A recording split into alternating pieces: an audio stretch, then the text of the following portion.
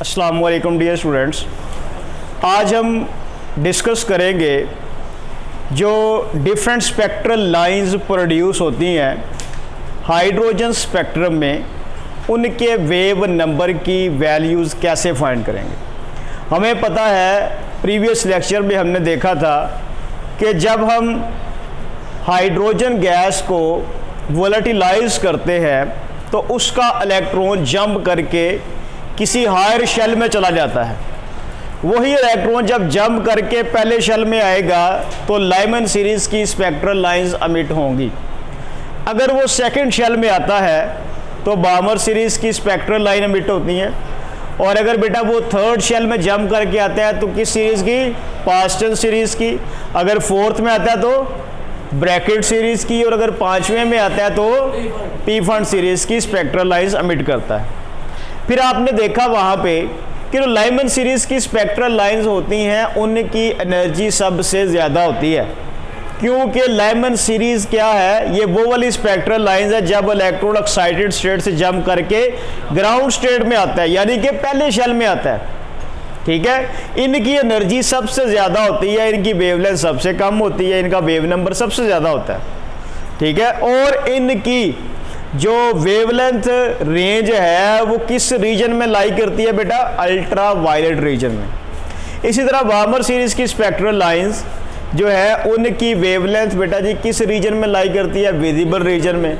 और बाकी जो तीन बेटा जी स्पेक्ट्रल सीरीज़ हैं, कौन कौन सी, पास्टन सीरीज़, ब्रैकेट सीरीज़ और पी फंड सीरीज़, उनकी स्पेक्ट्रल लाइंस की जो वेवलेंथ है वो किस रीजन में फॉल करती है, इंफ्रारेड रीजन में। सही है। तो आज हम मैथमेटिकली जो है वो देखेंगे कि डिफरेंट स्पेक्ट्रल लाइंस की वेव नंबर की वैल्यूज़ क्या आती हैं। तो सपोज कर लेते हैं बेटा जी हाइड्रोजन एटम को ही कि ये बेटा जी न्यूक्लियस है, ये पहला शेल हो गया, और इसी तरह ये बेटा जी क्या है, ये सेकंड शेल। सही है। पहले शेल में इलेक्ट्रॉन की एनर्जी का फार्मूला जी बेटा जी ये क्या है बेटा जी, N1, इसको N1, इसको आप क्या कहेंगे, N2। सही है। पहले शेल में इलेक्ट्रॉन की एनर्जी बेटा जी E1 होगी, और इसका फार्मूला जो आपने सॉल्व किया था वो क्या था, -g² me4 over 8 epsilon nought square h² और n²। इसको आप कह दो ये इक्वेशन नंबर 1 है, यही फार्मूला है। इसी तरह बेटा जी सेकंड शेल में इलेक्ट्रॉन की एनर्जी, तो यहाँ पे g² me⁴ 8 epsilon nought square h² और n, ये बेटा n1 है, ये n2 का स्क्वायर है। सही है, ये आपने याद रखना है। अब यहाँ पे बेटे हमें पता है कि z रिप्रेजेंट कर रहा है एटॉमिक नंबर को, और m क्या है, मैस ऑफ इलेक्ट्रॉन, और स्मॉल e क्या है, चार्ज ऑफ इलेक्ट्रॉन। जबकि 8 कांस्टेंट है, एब्सोल्यूट नॉट, ये क्या है बेटा जी, ये परमिटिविटी कांस्टेंट है। ठीक है, जबकि जो h है ये प्लांक्स कांस्टेंट है, और n रिप्रेजेंट कर रहा है किसको, शेल को। सही हो गया। तो अब हम फाइंड करना चाहते हैं एनर्जी का डिफरेंस। तो एनर्जी का डिफरेंस फाइंड करने के लिए हमें क्या करना पड़ेगा, E2 माइनस E1 करना पड़ेगा। तो E2 माइनस E1, E2 की बेटा वैल्यू क्या है, पहले E2 की वैल्यू लिख लें जी, -g² me4 over 8 epsilon nought square h² और n1 का स्क्वायर, ऐसे ही है, सॉरी n2 का स्क्वायर। पहले हमने E2 की वैल्यू लिखनी है, उसके बाद बेटा माइनस, फिर माइनस आपने क्या किया, E1 की वैल्यू लिखी, तो वो क्या है बेटा जी, g² me4 over 8 epsilon nought square h² और n1 का स्क्वायर। ठीक हो गया बेटा जी। अब इसको सॉल्व करें तो ये वैल्यू किसके इक्वल होगी, डेल्टा E के इक्वल होगी। अब यहाँ पे ये माइनस, ये क्या आ गया बेटा जी, g² me⁴ over 8 epsilon nought square h², ऐसे ही है। बाकी यहाँ पे बेटा ये दोनों तरफ कांस्टेंट वैल्यू है, ऐसे ही है। तो डिफरेंट कौन सी है फिर बेटा जी, ये आ जाएगा बेटा जी क्या, n2 का स्क्वायर और ये माइनस माइनस क्या हो गया प्लस क्या हो जाएगा बेटा जी n1 का स्क्वायर। सही है। अब ये वाला माइनस जो है वो किसका है बेटा जी n2 का है। सही है, क्योंकि ये वाला माइनस इस n2 का है, इसको यहाँ पे भी लिख लेते हैं फिलहाल। ये माइनस क्या है बेटा जी n2 का स्क्वायर और प्लस ये माइनस माइनस क्या हो जाएगा प्लस n1 का स्क्वायर। तो इसको रीअरेंज करके लिख लें तो ये फार्मूला क्या बन जाएगा बेटा जी delta E is equal to G square M E की power 4 over 8 epsilon nought square H square और यहाँ पे क्या आ जाएगा बेटा जी, यहाँ पे बेटा बटे में ये वैल्यूज है दोनों, ये n1 का हो जाएगा स्क्वायर, ठीक है, और माइनस ये क्या हो जाएगा n2 का स्क्वायर। ठीक है। अब इन सारे कांस्टेंट की जो वैल्यू है अगर वो पुट की जाए तो बेटा जी वो वैल्यू क्या होती है 2 into 10 raise power 2.18 into 10 raise power -18 joule में आंसर आएगा। तो ये 1 ओवर n1 का स्क्वायर हो जाएगा माइनस ये n2 का स्क्वायर हो गया और यहाँ पे आंसर किस में आया जूल में।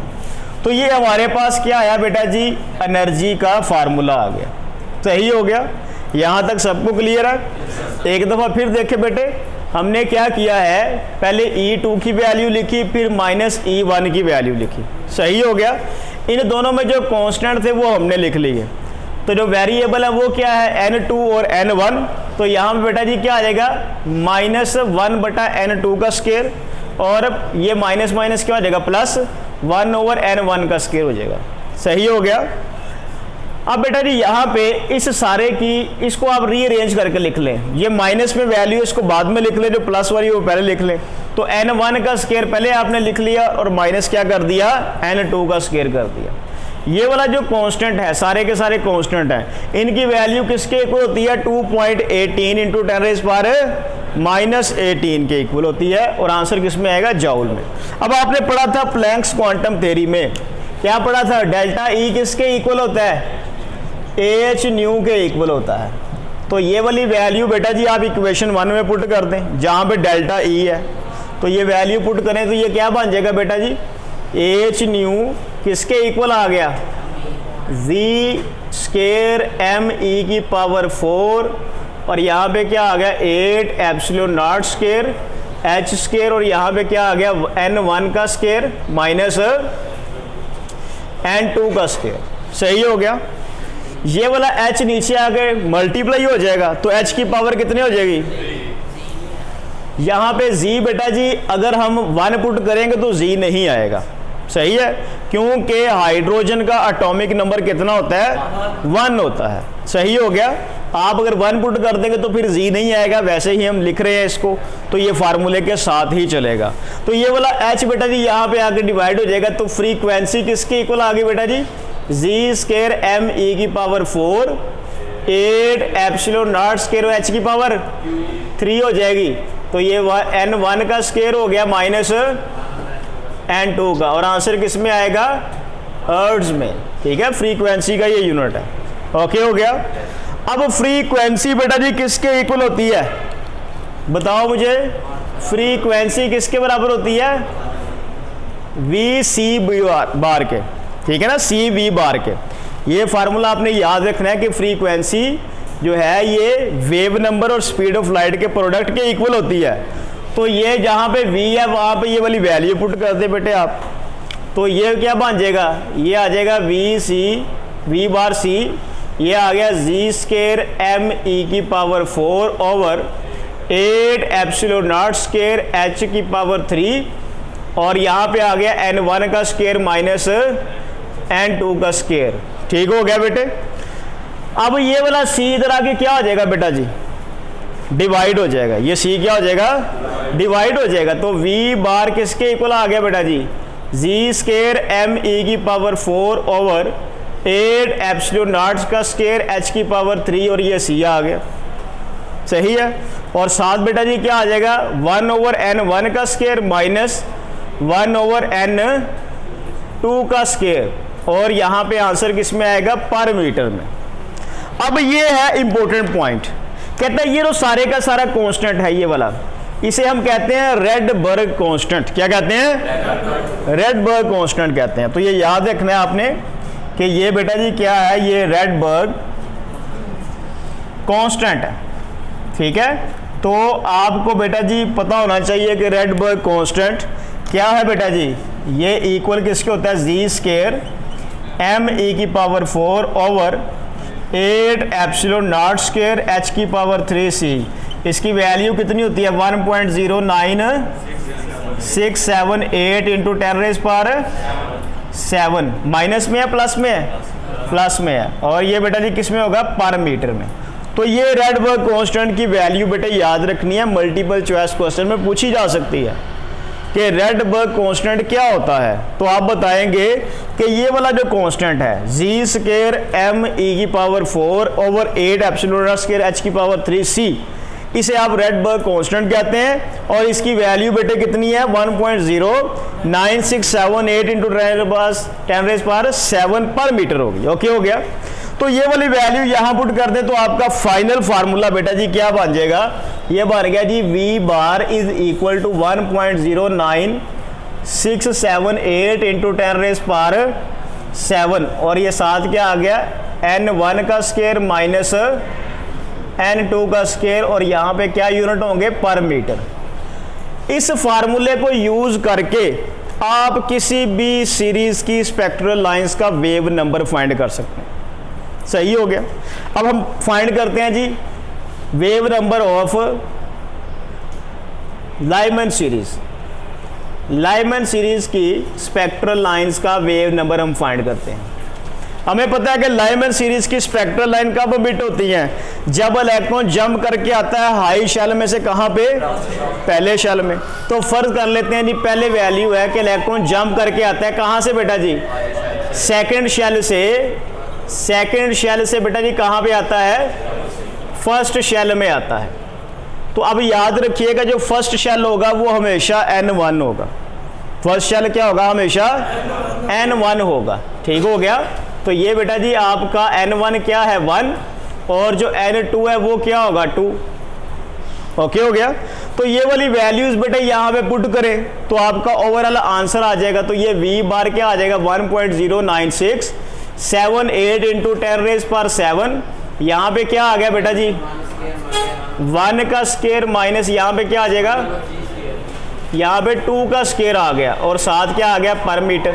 अब मुझे बताओ बेटा जी आंसर क्या आता है इसका, 82.26 10⁻⁵ पर मीटर। सही हो गया। इसी तरह अगर इलेक्ट्रॉन बेटा जंप करके आता है कहां से, थर्ड शेल से पहले शेल में। कहां से आता है, थर्ड शेल से पहले शेल में। तो फिर बेटा जी n2 की वैल्यू क्या होगी 3, और n1 की वैल्यू क्या होगी 1 ही होगी। तो यहाँ पे बेटा जी आप क्या करेंगे, तकरीर का स्क्वेयर लेंगे, इसको सॉल्व करके आप V बार फाइंड कर लेंगे। इसी तरह बेटा जी आपने वेव नंबर फाइंड करना है किसका, बामर सीरीज का। इसी तरह बेटे आप फाइंड कर सकते हैं किसका, लाइमन सीरीज का, पार्सन सीरीज का। कर लेंगे। अब यहाँ पे एक बात लिखी हुई है लिमिटिंग लाइन। लिमिटिंग लाइन क्या होती है, ये है इंपॉर्टेंट पॉइंट, लिमिटिंग लाइन। अब आपसे कहा जाता है कि what is limiting line of Lyman series. तो आप बताएंगे कि अगर इलेक्ट्रॉन जंप करके आता है कहां से बेटा जी, इनफिनिटी से जंप करके वो कहां पे आता है, पहले शेल में, तब जो स्पेक्ट्रल लाइन अमिट होगी वो बेटा जी किस, क्या उसको कहेंगे आप, उसे आप लिमिटिंग लाइन कहेंगे। क्या कहेंगे उसे, लिमिटिंग लाइन। याद रहेगा। आपसे पूछा जाता है कि व्हाट इज लिमिटिंग लाइन, तो बेटे क्या बताएंगे, if electrons jump from infinity to first shell.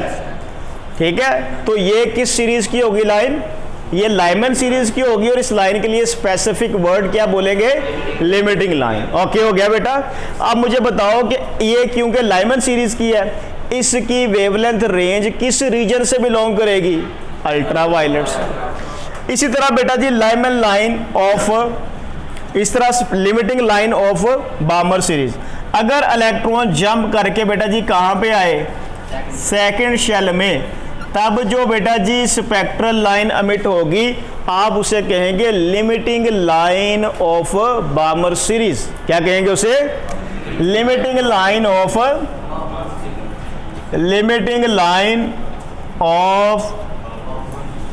बामर series.